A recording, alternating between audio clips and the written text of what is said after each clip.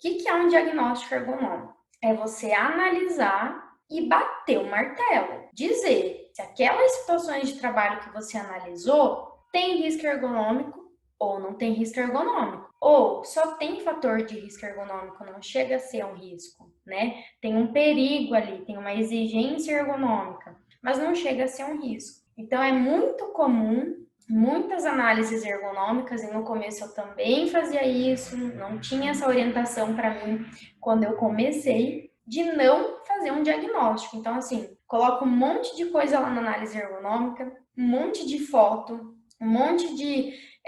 Aplica um monte de ferramenta e deixa por isso mesmo, fica em cima do muro. Muitos profissionais fazem isso porque não sabem fazer esse diagnóstico ergonômico. Poxa, eu não sei dizer se isso é um risco. Eu sei que está errado, eu sei que pode melhorar. Eu já vi situações melhores que essa em outros clientes, mas eu não sei se é um risco. Eu não tenho segurança para dizer se isso é um risco ergonômico. E por que isso acontece? Por causa de não ter embasamento técnico. Se você tem embasamento técnico, você consegue diagnosticar as situações de trabalho, se tem risco ergonômico ou não tem.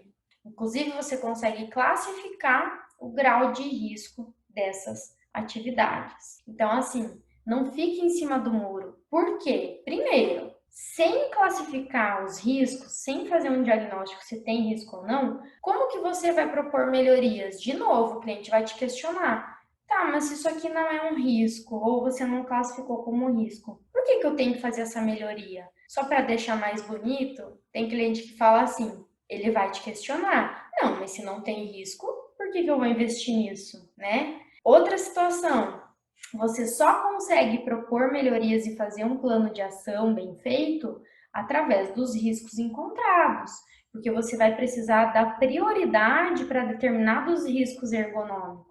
Como que você vai dar prioridade se você não fez um diagnóstico? Você não sabe qual é o risco maior, o que tem risco e o que não tem, quais são os riscos mais baixos que você pode deixar para mais para frente, não dar prioridade.